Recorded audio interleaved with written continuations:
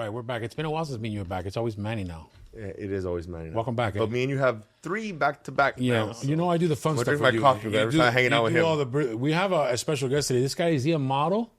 Looks I wish. Miami model. Yeah, he looks like a rather handsome dude. What's up, Bobby? How are you? How's it going, Kiko? How are you? Welcome. Nice Let everybody know who you are. My name is Ammer Cabrera, and I'm the CEO of Madrinas Insurance. Part-time model. Any relation to our Panama ambassador, Kevin Cabrera? No, but we are friends. Okay, we cool. smoked a lot of cigars together back in the we day. I like it. He was here last week. Oh, was We he? love Nice. Kevin. Yeah, We yeah. love Kevin.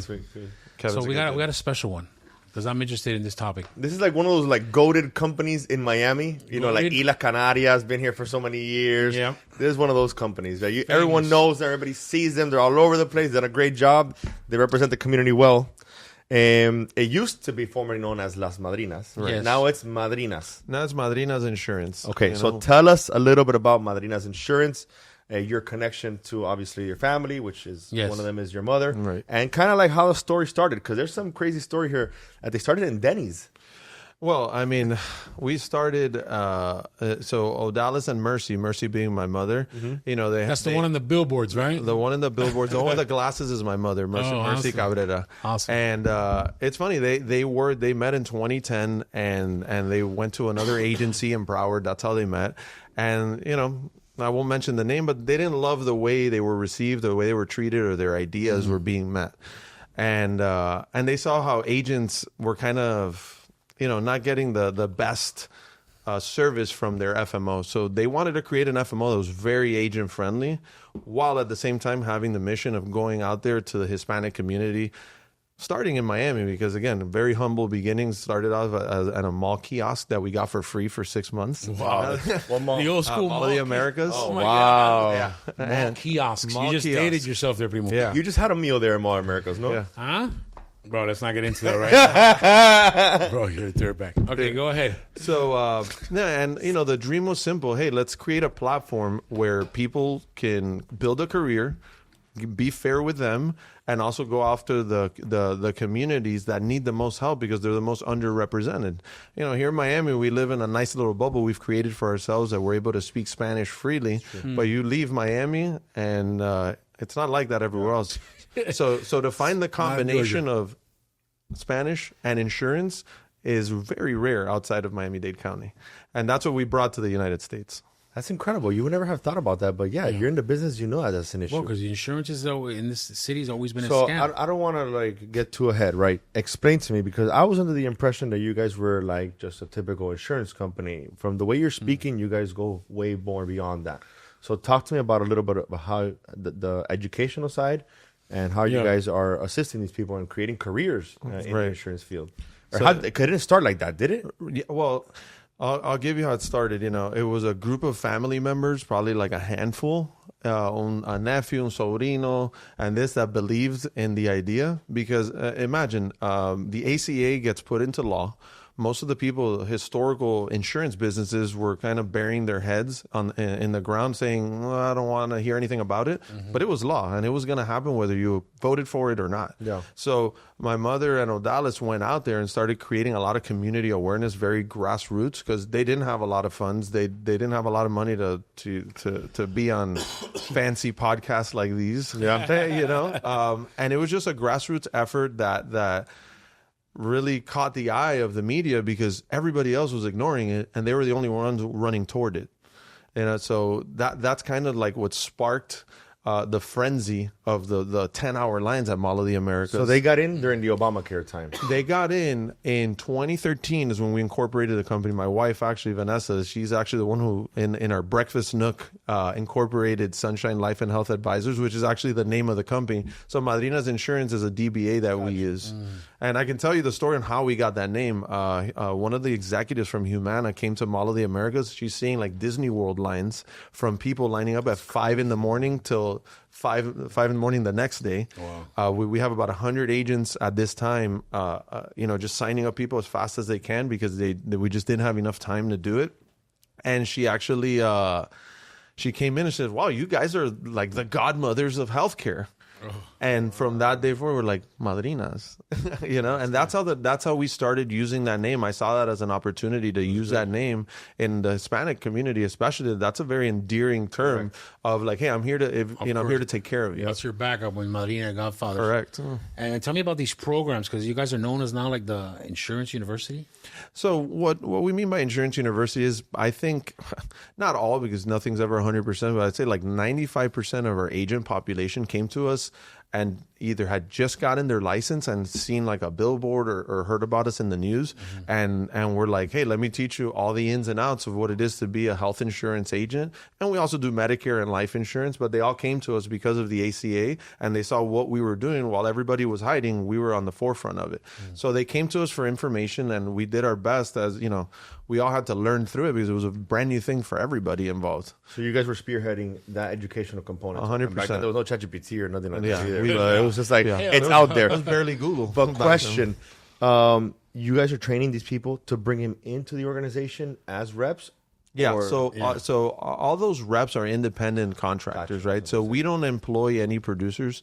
So we do have a back office that helps people build their business. So what we do here is we train them. There's a recruiting aspect, but then they get trained up, and then they get let out into the world to start building their career. And that's the platform that Madrinas Insurance has created. We have contracts with all the major carriers throughout the United States that give us the ability to give those agents the contracts they need in order to start receiving, commissions on the help that they're putting people through. But they're operating under the name Madrinas. Or they have their own brand. Some of them have their own brand. Some of them use our name. We don't charge anything for people to use the name. That's what I'm trying to get at, because the business model is very kind of like open source. Like, come in, we train you. If you want to work with us, no. If not, move on. Yeah. It is like that. We have a couple different verticals that we use. You're completely independent, which means, hey, I just need the contracts and I know what I'm doing. Or we do have programs where you can receive leads and stuff like that has a little bit different metric to it. But at the end of the day, everybody's independent and free to do what they want. But you know what? That's crazy. It's when you operate like that, like helping people and giving people free information. It happens here all the time. People come here, I sit with them for 2 hours, hook them up with information, and tell them to go on their own way and go open their agency. Right. Like, you actually get a lot more in return, because then you create a community of people who come to you for other things or for other help. And like, it really does. You bring something good to the world, more than like being like, extremely competitive. Yeah. Bringing something good to the world. How did you get into the insurance game? Because off camera, we're talking about you were an athlete. Yeah, I played baseball for a long time. I played, I went to Pace. I grew up in Hialeah. Started at Babcock Park Corey League, like many of us. Shout out to Hialeah. Then I played at HAA, and then I went to Pace, and then I transferred to Gulliver for my senior year. Went to FIU after that, played baseball there, then transferred to NC State, ACC. And I was drafted by the Cardinals. I didn't end up signing because I knew that my passion was to sell health insurance. Damn, man. Wait, that's a big move, though. All bullshit aside, that's pretty impressive. Yeah. When did you make the move that I'm going to start running with my parents? It was in 2013. My wife had opened up the company for the Madrinas, Sunshine Life and Health Advisors, and it spiraled to something really big that caught fire, and nobody was prepared for it. I was actually working in cigars at the time. My wife's family is in the cigar industry, and I quit my job with 2 days notice. Her cousin, which owns the company, wanted to kill me, but I was like, dude, I gotta help my mom, so it was a no-brainer for me. And from that day forth, we've built what we've built, and it's been all on the premise of helping people twofold, right? We have the agents that we're building up to build a life for themselves. A lot of them are immigrants. I'd say 95% of them are immigrants that came here, a lot of them from Venezuela, Colombia, saying, hey, I was educated in my country. How do I make money now? Because it's not that easy. It's crazy. That's true. And we built a great platform of immigrant agents that came to help other immigrants navigate insurance. How many people have gone through like the educational side, and how many agents? Over 2,000. So we have about 2,000 active agents today, but I'd say That's in the 13-year nationwide, it started down here in Miami, Florida. But I'd say probably over 5,000 we've been in contact with one way or another throughout the 13-year path. And how do you see, forgive me for like asking dumb questions, but how do you see the insurance landscape now? I know there's been a lot of changes lately. Do you see anything, like, would you know anything that's coming up along that might affect these people? Or One of the things that's being talked about a lot, it's no secret, is about the extended subsidy. And I do want to dive into that a bit because there's a lot of confusion out there. Please. A lot of noise, and I want to kind of clear that noise. What's up for debate today is the extended subsidies that came as a result of the Inflation Reduction Act during COVID. Right, so that's the thing that Congress is kind of going back and forth about. As far as the original Obamacare subsidies, ACA subsidies, that remains untouched. That is law. Nobody's doing anything to affect that. But a lot of middle-income families that were making a little bit more than the original subsidies would cover did benefit from those extended subsidies. Gotcha. So that's what's into play now. That is being whether discussed. they continue or they don't. Right. They expire at December 31st of this year. They expired. Right. Yeah, that's what they're holding up and they're shutting down. That's kind of like one of the biggest issues that they're talking about. Right. But I mean, I have like, Blue Cross Blue Shield, etc. But is Obamacare, ACA, it's a good insurance, right? So, like, can you give me a little bit about how people actually feel about it? So Obamacare is just the name of the law, as is ACA. There are no plans that are an Obamacare plan. Gotcha. All it means is that it falls within the confines of the law, but you guys know how charter schools work. You got public funds, but it's being administered through private companies. The ACA works the exact same way. There's no public entity that is administering ACA. Gotcha. It's actually, hey, I have these public funds that's being collected through normal tax collection, and it's given via subsidies if people qualify, right, to Aetna, to Blue Cross Blue Shield, to Oscar, to Ambetter. All those different types of companies are actually the one administering 100% of your care. There's no government involvement in how the healthcare is being administered. Gotcha. What ACA did, which is huge, was no pre-existing, that you can sign up for a plan with no underwriting. And for me, that was big, not only because, we've done well with the business, but my father had cancer. And after that cancer scare, he couldn't get insurance for 15 years till the ACA was put in place. That's crazy, man. My father-in-law, pancreatic cancer, he would have been termed out of his insurance because it caps you. There was a lifetime cap. The ACA changed all of that. Wow. And it's part of the reason why some people experience like premiums going up. But you're actually, you're buying a Ferrari with an engine. Before, a lot of people thought they were driving Ferraris. When they went to turn it on, there was no engine in the car because as soon as you needed it, they'd be like, you're denied. Yeah, you're done. They can't do that anymore. That's crazy. So it's provided a lot of value in my life, and outside of the financial realm, like my dad and my father-in-law probably wouldn't be here if it wasn't for it. And you have like any like crazy stories, like man, through where you're like, wow, I can't believe we helped that person like that. Many, when we Something first that stands out in particular. I remember there was this one guy that came to us after our third year in business. And he was reluctant. I remember we used to have to chase people with patelitos to listen to our to listen to our spiel. You were going door to door. Yeah. Let's go. Yeah, get me for sure. That's how you learn, though, man. That's how you learn. We would, I'm gonna listen. Yeah, you'd be at Mall of the Americas or Westland Mall where we had our second space, and you'd try and talk to people about, hey, let me talk to you about Obamacare. And people like running away from you. We had to like literally entice them with patelitos de guayaba in order for them to at least listen to us. Listen. But one of those guys came to us probably in March of the year that he got insurance, and he goes, hey, I just want to let you guys know that you saved my life. Wow. And we're like, why? What do we do? Other than sell you insurance? And he's like, I never had insurance. I never saw the value. You convinced me one day. I reluctantly got it. And I went and saw a doctor for the first time in 10 years. And they got me for an emergency surgery. It was completely covered. That saved my life. I would have probably died 3 months after that. Jeez. And stories like that, we have a bunch. And, we've never been the best at like really putting that out there because we're really just put our heads down for a long time and just help people for the sake of helping people. Obviously, we've made a career out of it, and money's always involved in any business. But I'm really proud of the company we've built because it was based on helping our communities out.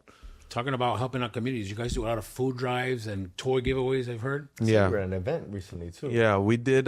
We try and partner up with commissioners and different people, leaders, community leaders that have their own events, and we try and help them out and their efforts. We bring La Caravana, we donate food to diapers, anything that's needed.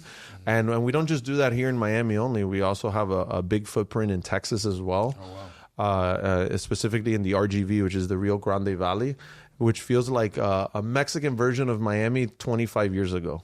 They have the Simon Mall. It looks like exactly like International Mall. Like stuck in time. Everybody's talking Spanglish, but with a Mexican twang instead of a Cuban twang. Oh, my God. And I see the parallels, and we've done really well in those communities because, again, speaking insurance and Spanish is not as compatible as people think in Miami. We're really spoiled down here.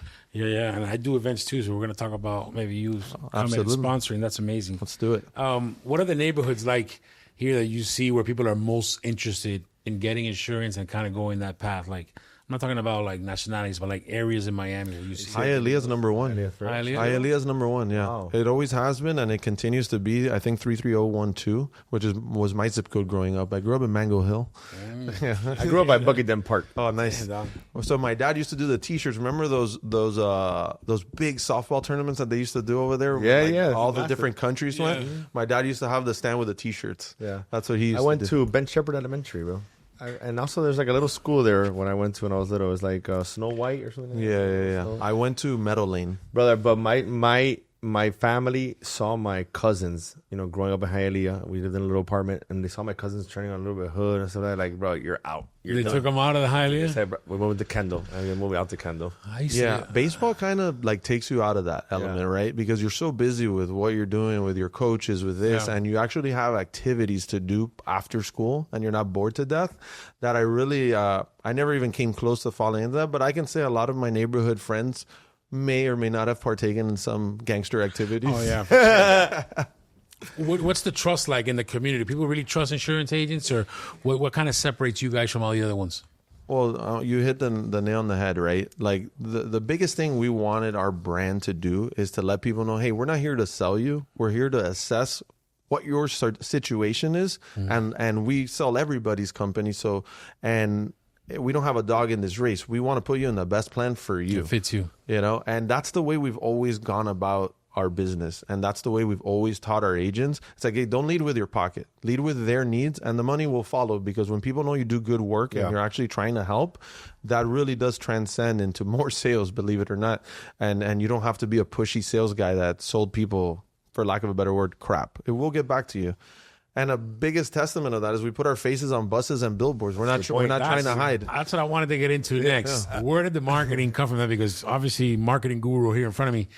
That was awesome, because that's something that I recognized as soon as you got here. I mentioned like everybody knows it. Everybody, bro. Everybody knows it. So he's actually looks like my madrina. So he's actually sitting in the room with us. His name is that him? Yeah, that's him right there. Gotta get a shout out, bro. Willie Riveron from EAG. I knew it. You gotta get him on. Gotta see if he can help out the damn Miami a little bit, bro. I knew it. Willie looks like really. Over there. Willie came in. What year was it? Willie 2019, 2018, around there. And Willie, we had a Willie lunch. looks like a novela star. He does. He is. He's like that guy that comes in. He's locally. He's like a local celebrity. Wife. Amor, ¿qué haces aquí, right? He's got that's a compliment, by the way. Will. Yeah. Everybody wants to be a novela star. There you go. So Willie actually was the one who, like, as you see the Madrinas today and how the brand, the evolution and what it looks like, Willie was an integral part of bringing that to the table. I could say before that, our marketing was not as good as it was today, as it is today.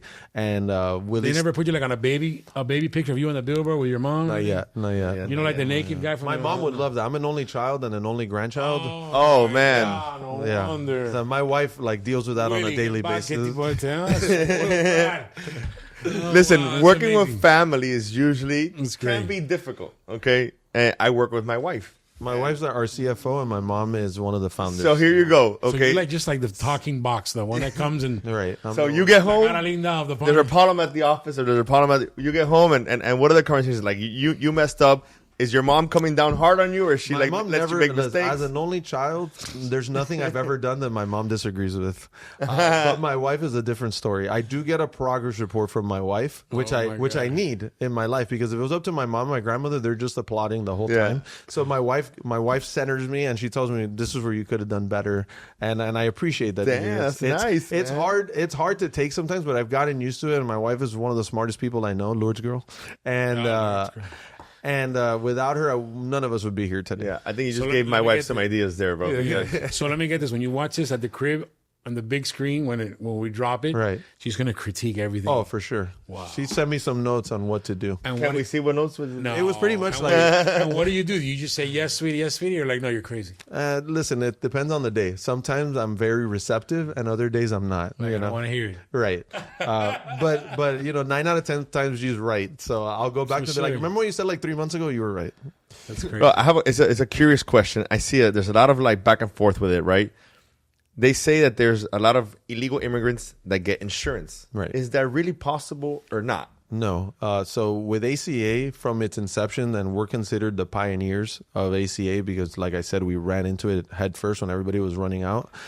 We've never been able to sign up somebody that's an undocumented person ever. You cannot, Never. obviously. It can never be done.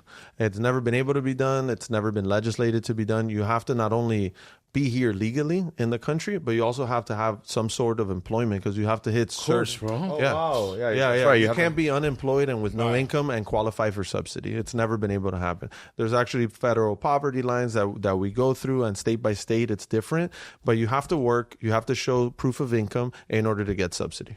And what's like the poverty line right now? Like if you're getting Obamacare, or sorry, ACA, you're getting into Right. Marketplace. What are like the levels? Listen, it's convoluted, and I can send you a chart. But like it starts with like one person making as little as like almost $16,000 a year will get the most amount of help, and then the more you make, the less help you get. And the more people in your family, also you get more help. So it's like a matrix that you have to follow. So we don't set the price. It's not like I can be like, I don't like this guy, I'm going to charge him an extra $100. It doesn't work that way. The price is the price. Thank God, because if not in Miami, man, they'll be upselling all the stuff out I there. hear there's going to be a shortage in Thanksgiving because they took back all the food stamps now, and people aren't going to be able to, obviously everybody's like, get a job, but it's affecting people the way things are going now. So Yeah, so we have an access center in Mall of the Americas, which is 100% free. We get $0 out of that. what's That's- the Wait. That's too open. Yeah. What is this access center? So an access center is where people can come and see about their Medicaid status, their food stamp status, which there's no money in it. And as from the standpoint of like the government doesn't pay us anything, it's kind of like an honor to be allowed to do that.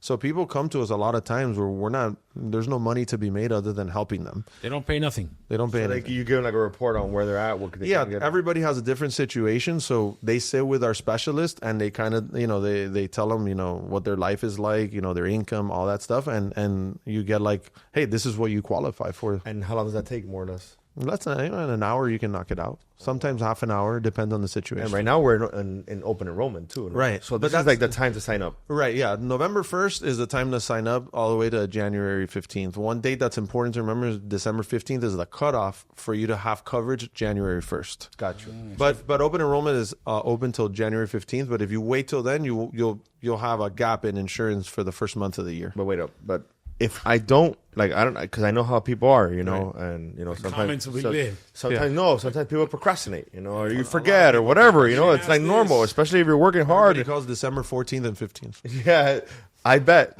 but let's say I don't have insurance or I haven't enrolled. It's past January 15th. I can still get insurance or no? So part of the stuff that got taken out by CMS was that ability to, no matter what, get insurance all year round. That was a provision that was put in because of COVID. So they recently changed that. So you can still get it, but you have to have what they call a qualifying life event. That could be from a change of job to a change of city. And there's a whole laundry list of things that'll qualify for that, even a hardship. And our agents do a spectacular job of explaining that to people in order to see if they do qualify or not. Wow. That's incredible. So when it comes on to enrolling, do people usually like to go in person, or do they like to just call over the phone, or what's For that me, usually like we talked, I want to change my insurance with you. Right. So How do I go it's a about that? mixed bag. There's still some people that love that face to face, and that's why we have physical locations. But as the years have gone by and we've created a trusted brand, people have become more, and COVID really sped up the Hispanic community's trust of somebody over the phone. Yeah, you're right. Because the Anglo population is, for a long time has been used to doing business over the phone, where Hispanic populations lagged behind, and they're like, no, I need to see you in person, make sure you're a real person. Yeah, the trust, bro. It's the trust. Yeah, exactly. So COVID really helped us when it came to helping people that weren't in our vicinity. And there's so many people to help that, you can't be being everywhere. Right. But you can be everywhere through the internet and digitally. So we've really increased our digital footprint, even more so than our physical footprint, because you're able to help a hell of a lot more people that way. So if I want to change my insurance, I got to get it done before what? I would do it before December 15th. I can call you directly. You'll answer my phone call. Every time. Really, it's actually very important to do. Absolutely. Like, not only for you, but like anybody. For a better like, rate and to have trust con las madrinas, I'm in for sure. Question: when you're on those programs, do they auto deduct it from your payroll? Like It depends. You can choose to do that or not. You could do You that. can choose to do That once you're done with like the governmental part of it, because the way it works is like you're in the government website or through an affiliate of the government that's kind of making sure you qualify for subsidy. And once you're done with that, you get pushed to whatever carrier you end up choosing, right? Whether it be Oscar, Ambetter, Aetna, Molina, AmeriHealth, Caritas, which is a new carrier in town. And once you're there, then you have the optionality to either pay with a check, like what do you call that, the ACH, or with a credit card, and you can choose to be enrolled in auto payments or not. That's up to you. I think auto payments is the way to go. That's how I do it now. Yeah. They just take it out. They just take it out. I was just curious because I have insurance here for my people. Right. I got it through ADP. Right. But I'm not gonna lie to you, it was a fucking mission. Yeah, it's not easy. It was like not good customer service. So then I have the employees asking me all the time, what coverage do I get? Maybe I'm course. overcomplicating things, but think for that's the me, most I important. have so many things on my mind. I just want to be like, hey, here, take care of this. That's it. I don't want to deal with it. Yeah. And even then, after we had our enrollment, I think we're fiscal year now in August, September, people still weren't clear if they were in or not, Right. So, and I was like, hey, and I sent like 4 emails. Hey, Yeah. do you guys help businesses? Yeah. Give me a little bit about that process. Do you guys come in and talk to the employees? And all Yeah. that stuff? So because it all depends on the type of business you have, right? So it depends on what your employees are making. You can actually hurt them sometimes by putting them in an employer-sponsored group because it ends up being more expensive with higher That was one of the deductibles issues. than what they can get on their own, right? And especially if you're under 50 employees, you don't have to offer insurance. I know you do it as a value add, right? But a lot of times what we've done with businesses is kind of look at them and we'll be the first to be like, dude, you got a great plan. I wouldn't switch it. But a lot of times it's the latter that I was talking about where you look at it like, man, these guys aren't making that much money because of the level that they're at.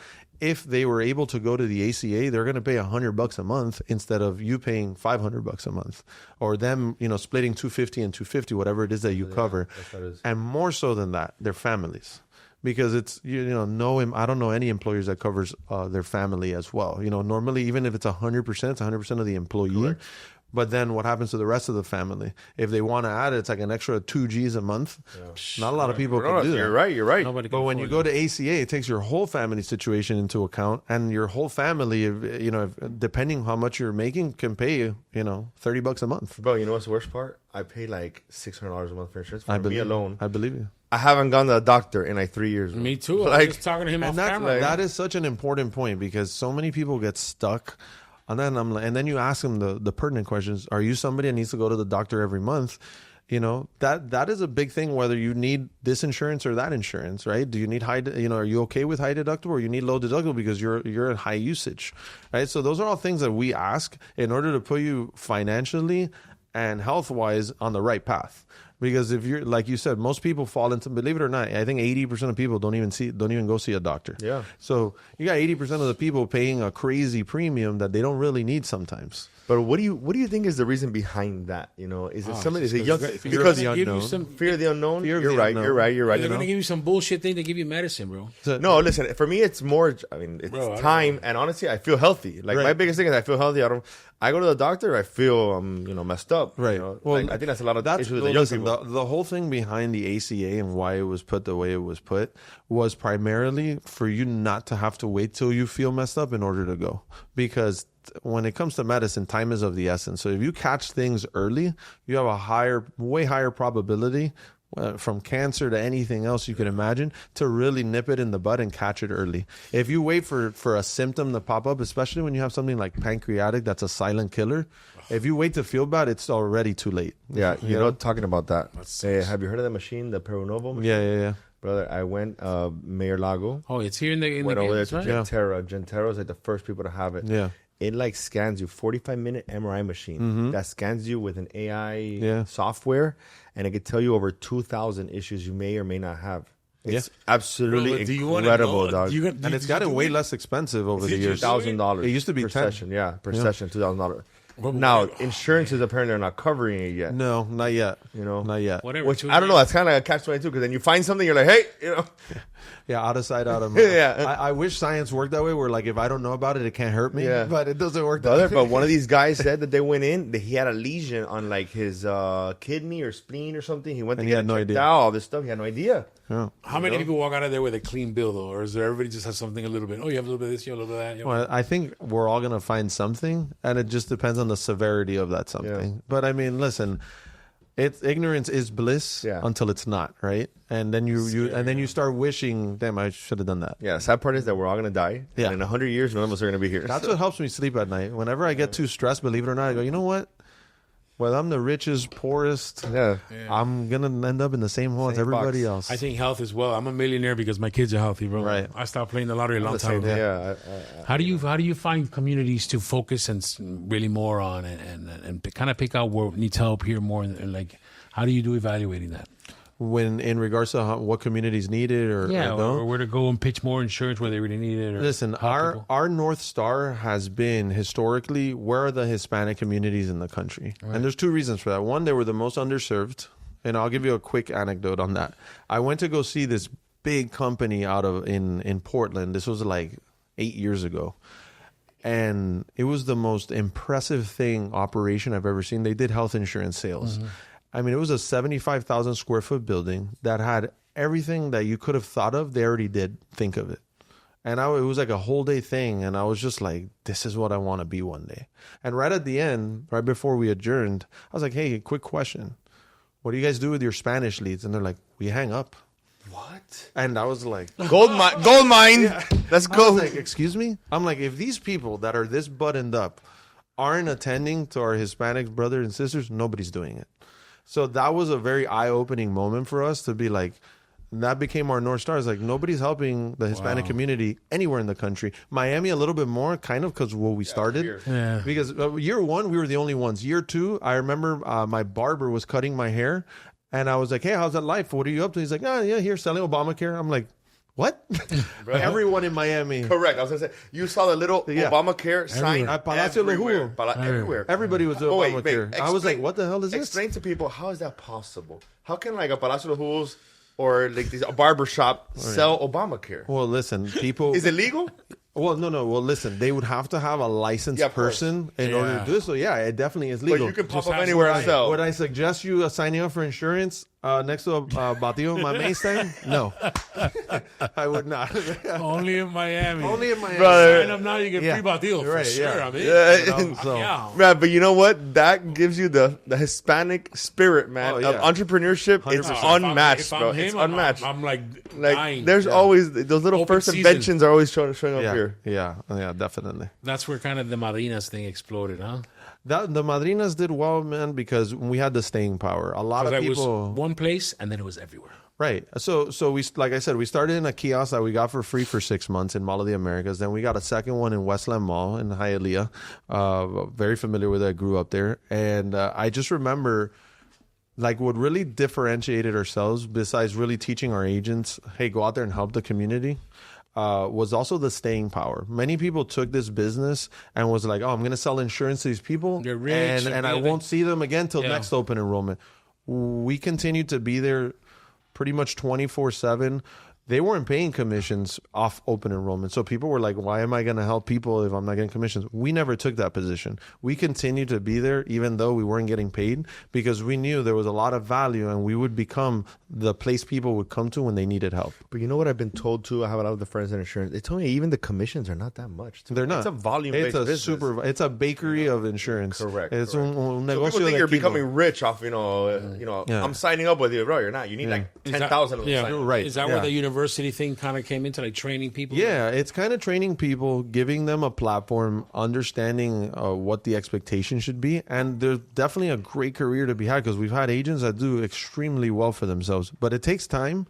You got to grind. Yeah, you got to grind. It's like, there's no silver bullet. Right. You know, what have we done with the Madrinas brand? We make it easier for those agents to be able to scale and help more people. That's what I was going to say. Like, if you have someone out there who's kind of stuck in the muck and just kind of questioning what are they doing. They need to make some extra money.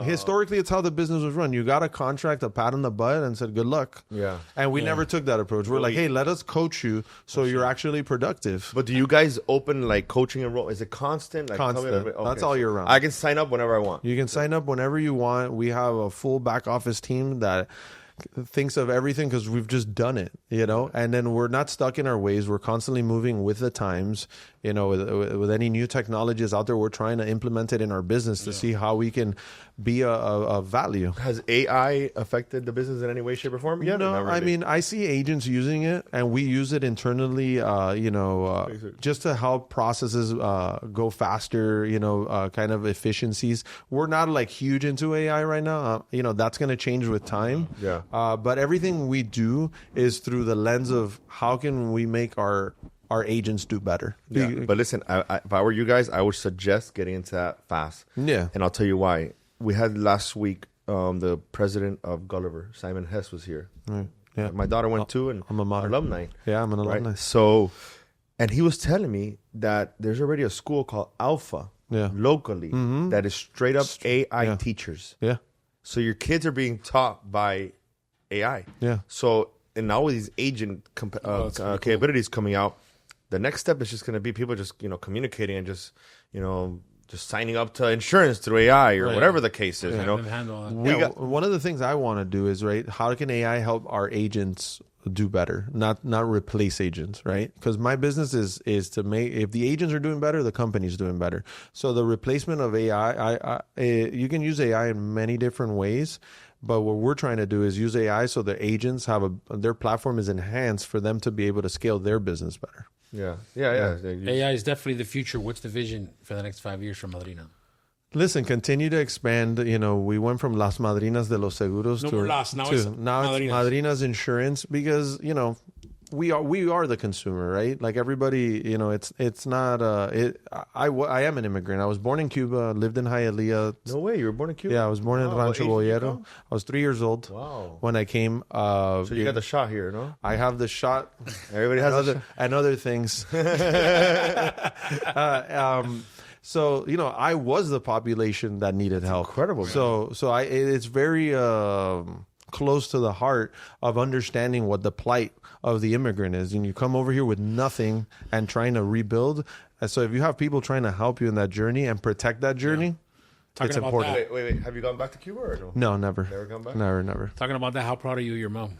Super proud of my mom. I can really say my mom, it's inspirational because for so many years there's like this stigma that if you're successful in business, you must have screwed somebody over in order to get there. And I can truly say that all we've done is help people, not only the consumer but our agents, get to a level where they wanted to get to. And I can, I've been a part of that journey too, as my wife has, and we're super proud of the work we've done, and we sleep really well at night. I trust that lady on the billboard. Right? She's very trustworthy. Does anybody ever go in and say, I want to talk to... All the time. Yeah. My mom the other day actually got stopped by a 79-year-old lady that said, hey, I need your help. She was she was going down to the food court in Mall of the Americas. So she still goes to work every day? Oh, yeah. Oh, wow. So celebrity. The lady, my mom's like, how can I help you? She's thinking she needs help with Medicare or something like that. Lady's like, no, I want to work with you guys. She's like, well, what do you mean? She's like, I want to be an agent. So my mom held her by the hand, took her upstairs to our office, gave her the ABCs of what she needs to do to be an agent, and blessed her like that over. Yeah, and give her the little varita, a little Marina, right? And 3 weeks later, the lady came back with her license. 79-year-old lady. Let's go, man. She wants to get that money. That's just a microcosm of what we've constantly been doing for the last 13 years. How long have you guys been in Mall Americas?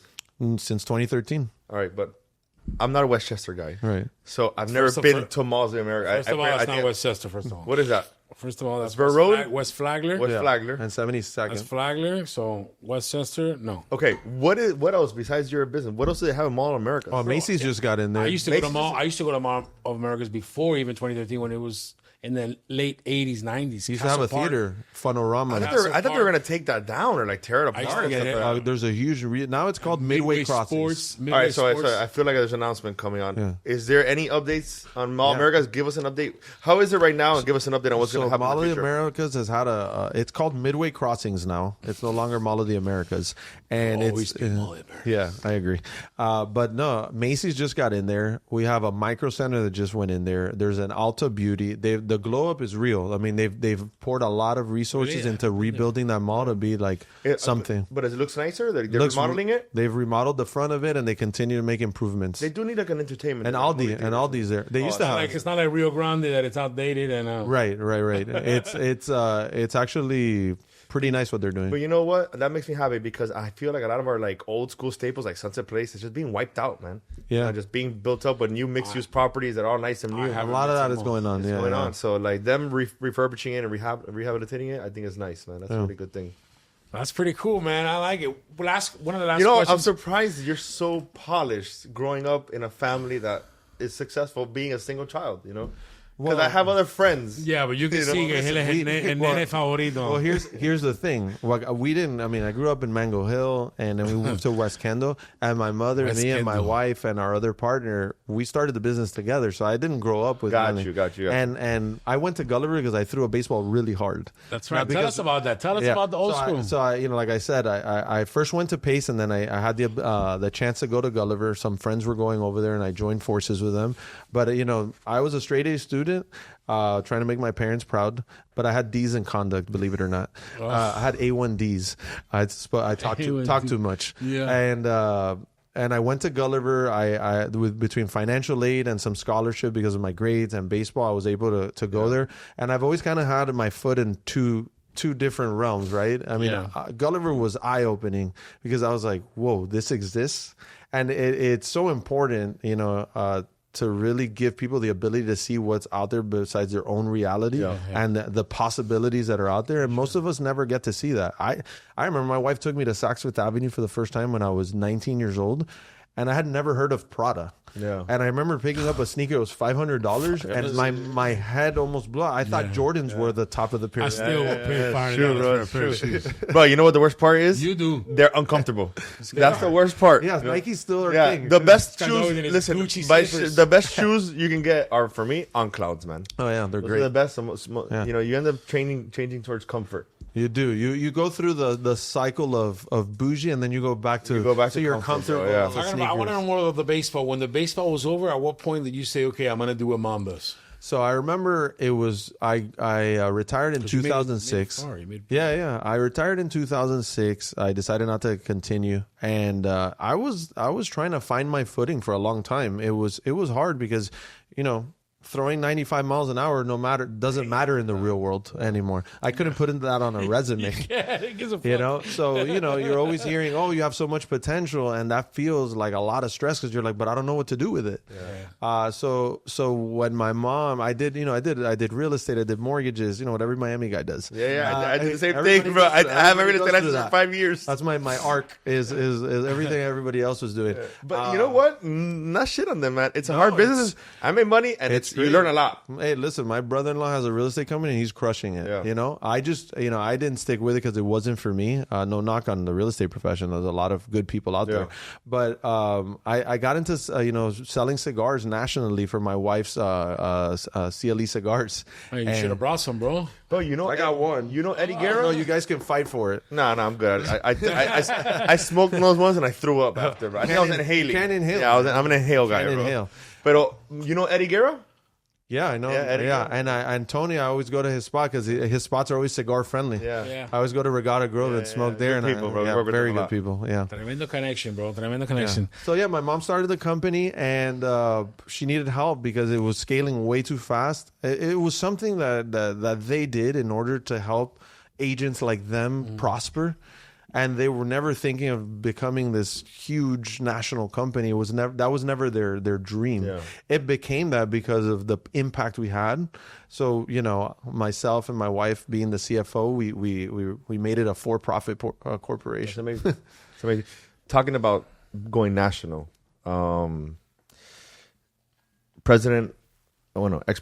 Obama had tweeted a New York Times Yeah. article, and your picture was right there. So that kiosk was the original kiosk that we got for free in Mall of the Americas. How is that? story. How did you feel when you saw that, man? Because that's Man, amazing. It was awesome, you know, because you're like, it's a U.S. president that's putting your business out there, you know, as a positive. And I don't know, it was like a things just pinch take me off? moment. It was a pinch me. Listen, we were already pretty big at that point, but it kind of solidified that we've been here because that picture they used was like 10 years old.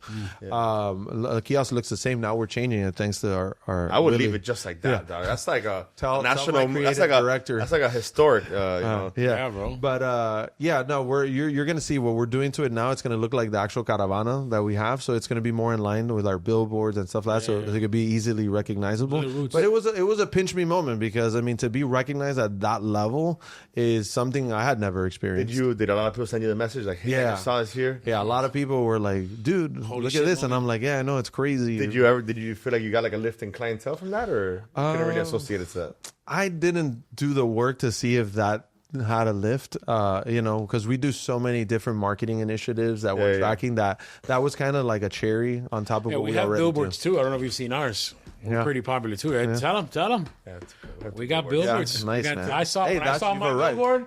I was like, holy shit! Being a kid that's always been back and forth from Hialeah on the Palmetto. We have one on Turnpike, 836 and one on You the. haven't made it unless you're on a billboard I'm on the Palmetto. I've almost got into a car accident trying to get video of it because it's And it was digital. raining. The digital ones. The Oh, digital man. ones, you're like, Yeah, right. Go show it. Oh, you know. 8-second intervals will get we you. just got in a call from him. It's like, dude, I drove by it twice and I haven't seen it. Yeah, He's but like, you know what? They're getting smarter. They are. You know, they have little cameras now that just monitor them, and they just send it to you. Hey, here it is.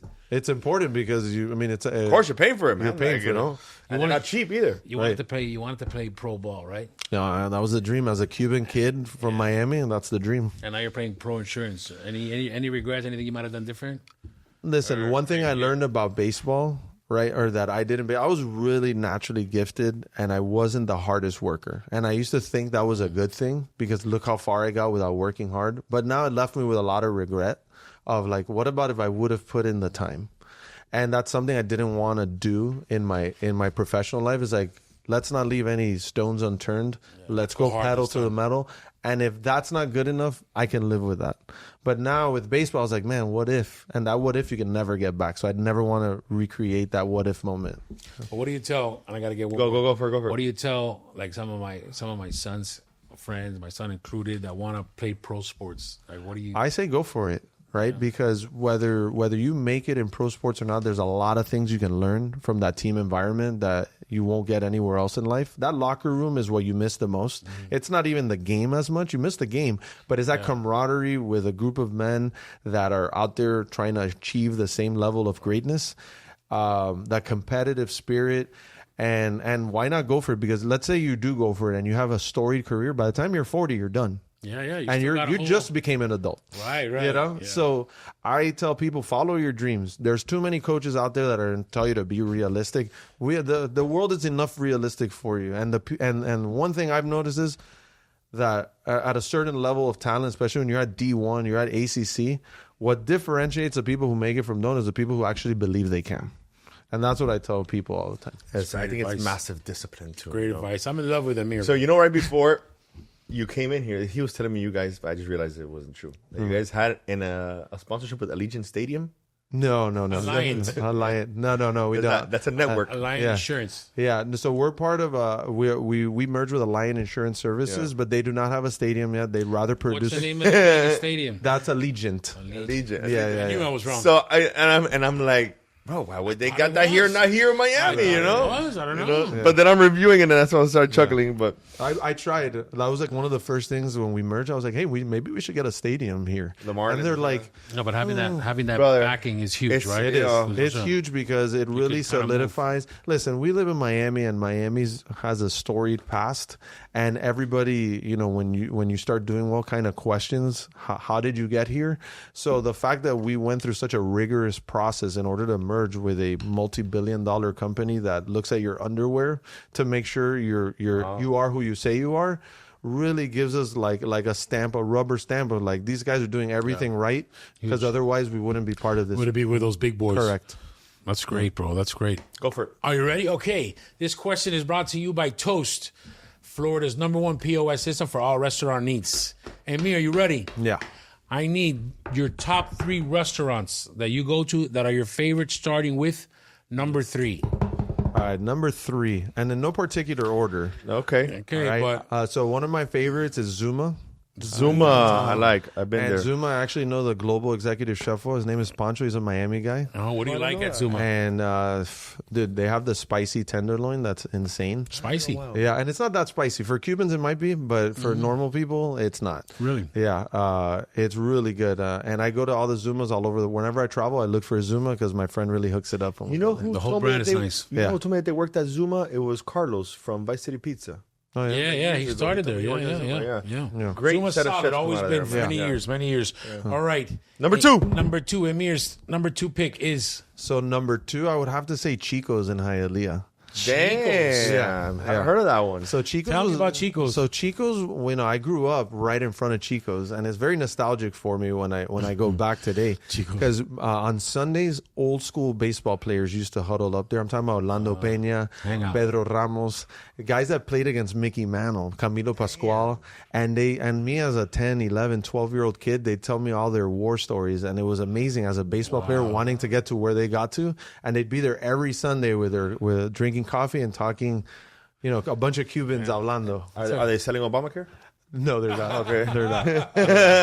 Number 1. And it was the first time that I ever heard of a bite a caballo, but you can have steak in the morning. Yeah, dog. That's the best, Steak and bro. egg. I built this body Listen, up to take I get 4 eggs and a steak after basketball on Saturday. All right, and Amir's number 1 pick is My number 1 pick, man, that's a tough one. It's a tough one because it all depends on your mood, right? Yeah, go for it. I see, I'm a big fan of Sergio's, and I remember when Sergio's first opened up in Hialeah. We used to go there all the time. And shout out to my boy Carlos and Luis Very good. Gazatua. You know, Carlos bro, is they've done a amazing. great job representing the Cuban community, man. Yeah, and they're still expanding. They have some nice storytelling campaigns I've even seen it at the airport. The They QR did code, the world the record for the croqueta. croqueta. They push hard and they actually And they're represent. opening up now in Pinecrest in my hood. Yeah. Dude, and one thing you see about Cuban restaurants, when they leave Miami, they explode in popularity. Absolutely. The number 1 restaurant in Louisville, Kentucky is the Cuban restaurant. And not said by the Cubans that go and tell me, you What's have the to go to name the of the Cuban restaurant? spot. You know? It's called like La Casita de Something somebody, Cuban. right? But when we hired a driver to drive us around the whole Bourbon Trail thing, and I asked him, I was like, hey, and this guy was like from Kentucky. Yeah. And I'm like, hey, take me to the best spot. And he's like, oh, dude, the Cuban spot. And I'm like, but in Louisville, Kentucky, Kentucky has the second most Cubans after Miami. Brother, we got Secretary of State, man. So, Right. that's Right. a Cuban We're guy, on the bro. come We got Florida's huge. The Cubans Yeah. coming up and we continue to push, Yeah. Brother, thank you. Oh, yeah. No, Thank you guys. wait. Oh, We have our other segment. Oh. Our other segment. Sorry, All right. cut that. Imagínate, bro. Hey, I don't know what you're talking Trying about. to end the conversation. Yeah. This segment now is presented by Brandsmart, Yes, you bastard. where you can go shopping for all your Christmas needs. Yes. If, theoretically speaking, you had a wish list and you had 3 items that you can get from Brandsmart or general wish list for Christmas, You know you love Brand. give us your Everybody loves Christmas wish list. Wow. All right, so I'm I love music. And my actual passion is I would love to be a DJ one day. That's what I would love to do. I'd love to. From baseball to insurance, now Yeah, DJ. to be Bro, a DJ multi-talented. Why bro. not? Hey, look, the CEO of Goldman Sachs plays I huge saw. festivals. Why not? Let's do So if he it. can do the Goldman Sachs and that, Bro, so our contact here across the street from JLO, plays in a band, and he's Yeah. like the president of JLO here, and I'm like, Right. that's crazy, you know? yeah, you can do more than one thing. 100%. So definitely a state-of-the-art sound system. I mean, Okay. I want something that sounds very crisp, but with the good lows because you gotta That's get important. that Miami That's bass. important. It's still Miami bass. It's still a thing. Were you one of the ones that had those subwoofers during high school? So I didn't have it in high school, but I did have it in college. I had it in high school. Yeah. I had Yeah. 3 in my He PT reminds Cruiser. me- He reminds me of my brother Chris. You know Chris, the realtor in Brickell, the Wolf of Brickell's my brother. Oh yeah, nice. Chris Suarez, and you look nice. just like him. You guys have the same thing. Number 2 thing on your Number wish 2. list. Number two thing is really good headphones. Headphones, yeah. Because I travel a lot and being in planes, it really Yes. when you're in a plane, man, you can really zone out, both with movies or with music. You need a good set of headphones with good noise That's a good canceling. pick, dog. Yeah, it's a great Yeah. pick. Yeah. I mean, I know people who drink on planes. just to go to sleep. I don't drink on planes. Yeah, me neither. I can't. I have to be Yeah, standing well, up, you know. So I put the You gotta headphones be on walking and I'll around. crunch out 8 movies, 4 movies, Right. 3 movies. and that's it. You watch the stuff that you wouldn't have otherwise watched. Yeah. You don't have time for it, right? Right, Because you're right. stuck. Right. And the number 1 thing on your wish list. Always a bigger TV, man. Let's That's go. a good one. That's a good one. It's always a bigger When he TV. told me that we're gonna Is it start to watch the working- Dolphins play? No. Maybe yesterday. It's the Yesterday Yeah. it was good. Yeah, they won yesterday, which is nice. I I'm a season ticket holder, and it's been painful. It's been painful. Bro, what do Tickets you from- think that we need to change? You know, because I asked this question to everybody. I'm a Dolphins fan since obviously in Miami. I've never felt like what we feel for the Heat. You know, it's like every year you wish you're gonna get there. You just Yeah, I just think it starts at the top, right? So you got to be able to have, you know, from the general manager all the way to the head coach, all the way to your quarterback, have to be aligned in what the vision is. It's the quarterback, bro. Yeah. I'm a Dolphin fan longer than you guys because I'm Yeah. older. I had season tickets from 89 to 99. And I'll never forget my dad, Marino, retired in 99. He's like, Dan, but we had 10 years. I remember section 153. I'll never forget. And we've been to jail fighting Jet fans, which is something historic. You guys can't say that. But when Marino retired, he's like, hey, I'm not coming back anymore. It'll never be the same. And I'm like, Bobby, how can you say that? We've Right. been here 10 years. He's like, son, I'm not going to do it. You can continue to get your tickets. You're already old enough to get your tickets. I'm never coming back. I'm done. It's been 19, almost 20 years since we still have no quarterback. We've won And he one was playoff right. game. He was right. It's been 25 years since we won a playoff game. Yeah, Yeah, yeah, we The it's only pretty team crazy. in the NFL. But how crazy was that? 2 years ago, we felt like, bro, we hit it. We did. Man, I wish I could say I was a big believer in Tua, and I never have been. But it was I all- wanted Justin Herbert in that Bro, draft. Herbert, I'm 6'6". He's sitting there, 6'6". We're the same Yeah, size, me and Herbert. I'm like, this But guy's you know, they 6'6" take with a out some cannon. stats, and Tua's stats are better than Herbert's. In some I know, cases. but I think the hits and all that stuff affected him a little bit. Yeah. Yes, No. we saw a little glimpse of what he is when he's protected with the Right. offensive line, but he's still vulnerable. Like you can't bang him. You can't bang him like a Herbert who's going to run over you. You know, I don't really hate Tua too much. No, he's a but great I know guy, the but he's a coach good gotta family go. person. I know the coach got to go, and they definitely got to get rid of the general Coach, manager. and I like the coach too. I man. loved felt him. Like he was I dope. loved him, and he looked like. But listen, it's all about and it's not about Yeah, love, yeah, right? yeah. It's about respect. So if you don't respect that locker, if that locker room doesn't respect you, all the love in the world can't No, save he's you. had his And that's the time, biggest thing that I've heard Right. a lot of. You know, You know what I've learned from Amir? That he does everything. Amir, Right. a real pleasure, man, Thanks, having Amir. you here. Thanks. But I've never had a funner insurance second in my life. Thank you.